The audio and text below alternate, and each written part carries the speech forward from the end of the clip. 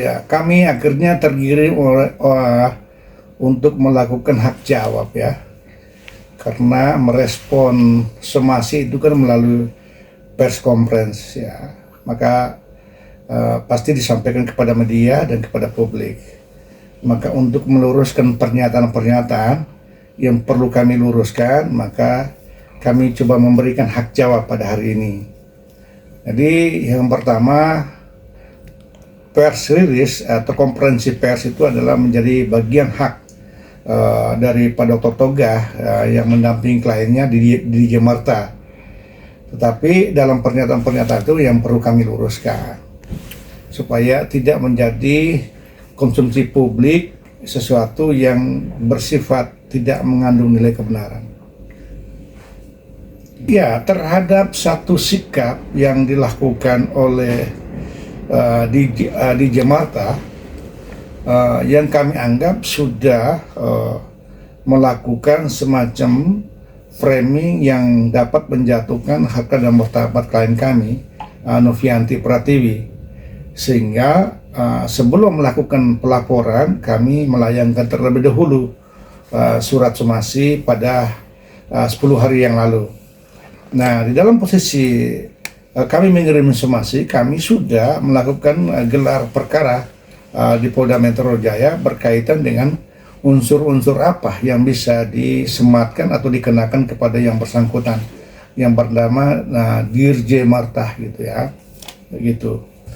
Lalu setelah kami mengirimkan surat somasi, baru 1 minggu kemudian, kurang lebih 10 hari kemudian, diadakan press conference kemarin yang diadakan di Tebet. Ya, beliau mengenal Tenovi itu kan 1 kali. Lalu beliau juga menyatakan pernah minum bersama dengan Tenovi 1 kali. Artinya pernyataan DJ khusus poin itu menguntungkan klien kami, membantah seluruh informasi dari HK maupun pihak lain menyatakan bahwa Novi selama di Surabaya berkali-kali datang ke klub Blafis itu. Jadi pernyataan dari DJ Martha ini memperkuatkan bahwa ada cerita orang lain yang berbohong, ya, yang menyatakan berkali-kali dan bahkan mabuk parah yang sampai tidak menyadarkan diri dan dibawakan kursi roda. Yang pertama, ini kan menurut informasi dari Tenovi itu adalah tidak memiliki kebenaran. Kalau benar pun, kenapa harus diceritakan kepada publik? Lalu kenapa terhadap Tenovi? Toh tempat itu kan tempat orang mabuk, tempat orang minum.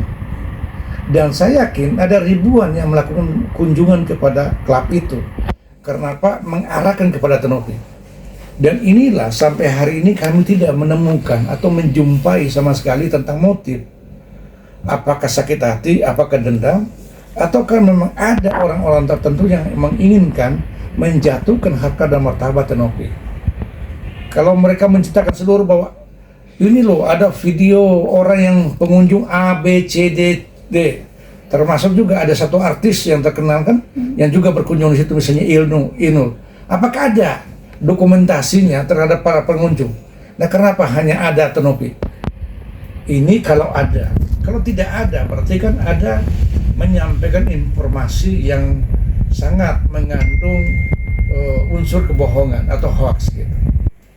Gini, DJ Martha ini akan mengalami satu hal yang dilematis ya, karena dia ada dalam ruang publik menyampaikan 2 pernyataan yang berbeda-beda. Pernyataan yang pertama menyatakan tidak mabok. Lalu dalam waktu yang lain, hampir tidak terlalu jauh, lalu dia menyatakan sudah berubah pernyataan itu. Nah, kedua pernyataan ini semua akan berdampak. Pernyataan yang pertama artinya dia prank terhadap publik. Lalu karena kesadaran dirinya menyatakan bahwa karena saya jawabnya hilang, sepi, saya merasa ada dorongan moral untuk mengungkapkan sesuatu yang benar dengan podcast pernyataan kedua. Nah, dua-dua ini prank. Dua-dua ini adalah dianggap semua ada pihak yang dirugikan. Pernyataan yang kedua lebih merugikan pada Tanopi. Pernyataan pertama sudah dikonsumsi publik dan itulah kerugian publik. Jadi ini maju salah, kena salah ini. Karena ini sifatnya kebohongan. Jadi maju salah mau menggunakan podcast yang kedua atau podcast yang pertama. Ini sama-sama kena. Nah, kita lihat di dalam somasi kami bahwa kami sudah menceritakan ini insinuasi. Artinya tindakan-tindakan itu semacam karangan. Tapi kalau benar, berarti dia bohong dalam podcast pertama. Dan publik sudah mendengar itu. Nah, kami minta pernyataan yang mana, dan Anda harus menyampaikan kepada ruang publik permintaan maaf. Baik terhadap Tanovi maupun terhadap netizen dan netizen. Sama-sama menjadi korban prank dari seorang DJ Marta. Jangan melihat bahwa hanya pernyataan yang merugikan Tanovi itu. Tidak. Kami mensomasi dua hal itu. Karena saya selain sebagai PH-nya Tanovi, kami sebagai PH Tanovi, kami juga publik yang pernah mendengar podcast dia yang pertama kali. Lalu datang dari ada podcastnya Reben, Ya, Reben. Nah, Reben baru dia lakukan ini. Mungkin ada penambahan. Saya tambahin sedikit ya, terkait dengan salah satu podcast yang ada di yang dilakukan oleh DJM ini ya. Itu dia katakan bahwa dia marah sama Tanovi karena awal mulanya menyebarkan video dia pada saat DJ ya, pakai bikini dan lain sebagainya. Saya ambil arti bahwa kemungkinan nih dia merasa kecewa lah dengan pakaian dia pada saat itu ya. Tapi saya mau katakan di sini bahwa kalau kita lihat dari Instagram ya, apa yang dia bilang soal permasalahan bikini dan lain sebagainya, dia upload ke ruang publik loh. Instagramnya ini secara publik, kita bisa lihat konten-konten yang dia sendiri yang upload. Dia sendiri yang upload.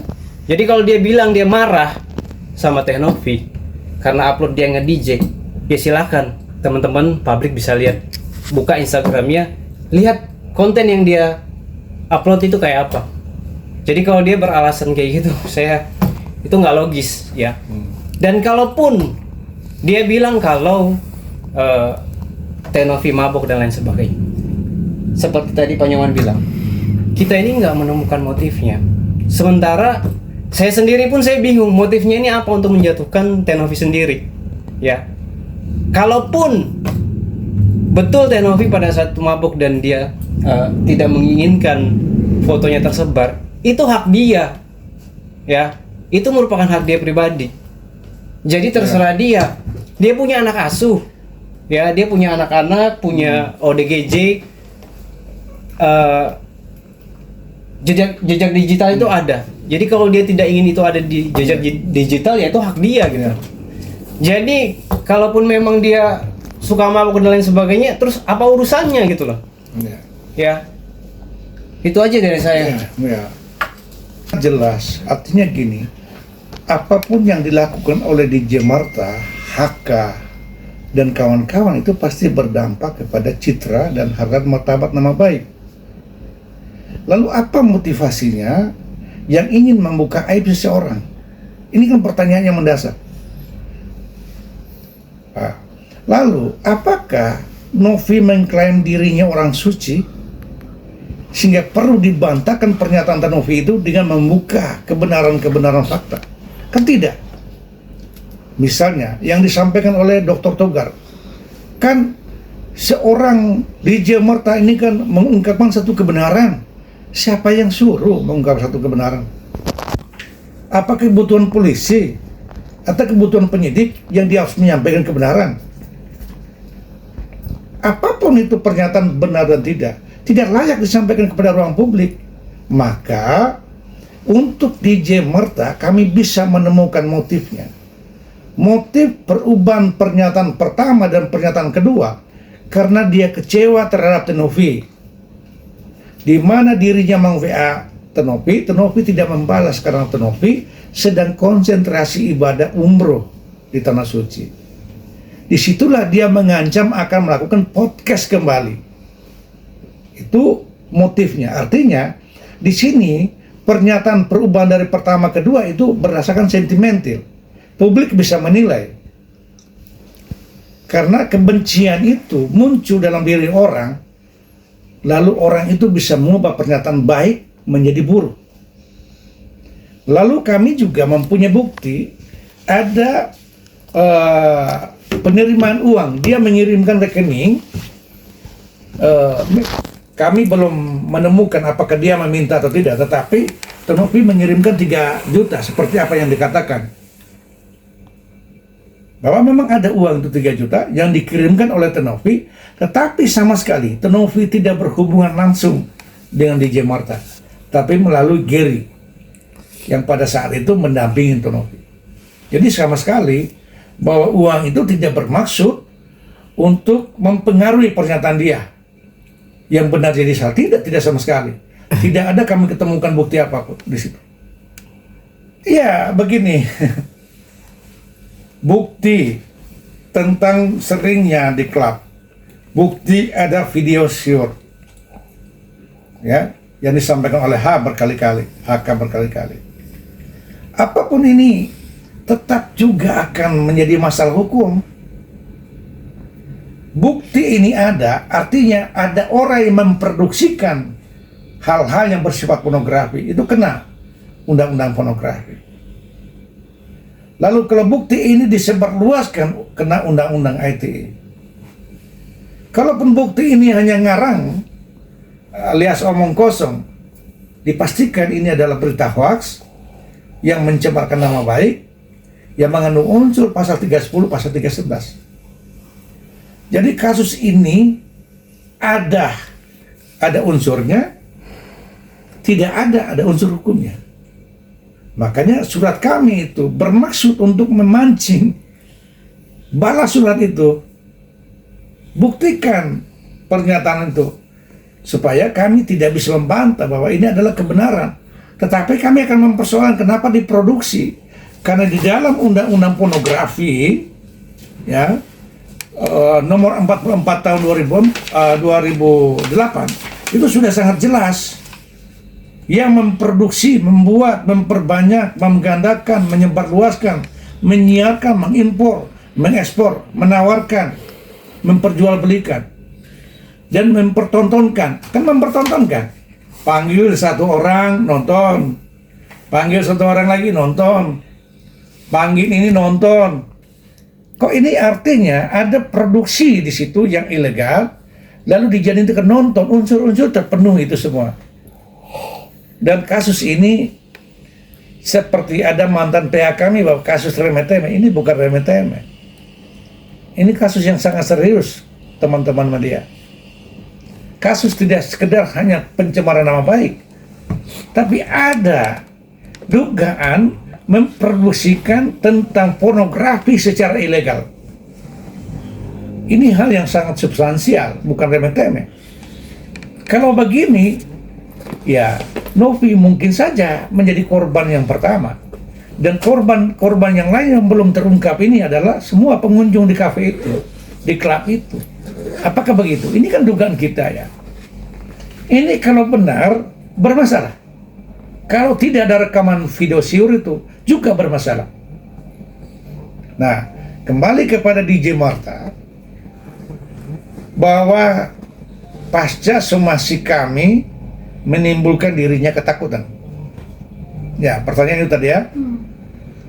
Sama sekali pada saat dirinya menerima somasi kami yang mengirimkan lewat WA, beliau langsung membuat story menyatakan saya tidak takut dan laporkan saya. Storynya ada di sini. Nah, storynya dari DJ Marta. Ya, gak apa-apa dilaporin nanti. Juga malu sendiri katanya. Kalau kami lapor, dia tidak takut dan justru kami yang malu sendiri. Tenovi yang malu sendiri. Nah, kalau lihat dari ini kan dia tidak takut. Kenapa? 1 minggu kemudian ketika ketemu Dr. Sitomorang menyatakan takut. Kalau somasi lebih ditakutkan atau laporkan polisi ditakut? Toh dia setelah terima somasi nggak takut dan bakal menantang polisi. Nah, kenapa kemarin berubah-ubah menjadi takut? Wah, kata Pak Dokter, ini kan dia disomasi menimbulkan guncang perasaannya dan dia menimbulkan ketakutan dan menangis. Wah, drama apa lagi ini? Gitu. Bang, tapi terkait Pokemon ya, orang yang mencoba mengkoreksi cara kerja orang lain itu harus memahami tentang hukum. Ada nggak yang mengatur, hukum yang mengatur bahwa orang itu harus dikirimkan klarifikasi terlebih dulu sebelum somasi? Dalam kasus pidana tidak diatur di klarifikasi, bahkan tidak diatur disomasi lebih dulu, langsung buat laporan. Kenapa? Jika satu tindakan dugaan tindak pidana itu disomasi terlebih dahulu, keburu lari. Apakah tindakan pidana pencurian harus layak mengirimkan surat klarifikasi? Lalu apakah tindakan pidana pencurian harus dilakukan somasi lebih dulu baru lapor polisi? Keburu lari dong pencurinya. Dan tidak ada aturan yang secara eksplisit di dalam teknis-teknis surat menyurat. Dan kenapa kami tidak menggunakan klarifikasi dan mengirimkan surat langsung? Karena 2 podcast yang dilakukan DJ Marta itu kami yakin dan percaya sudah mengandung unsur hukum. Dua-duanya itu mau menggunakan yang pertama prank terhadap publik, menggunakan podcast yang kedua adalah bersifat menghina terhadap klien kami.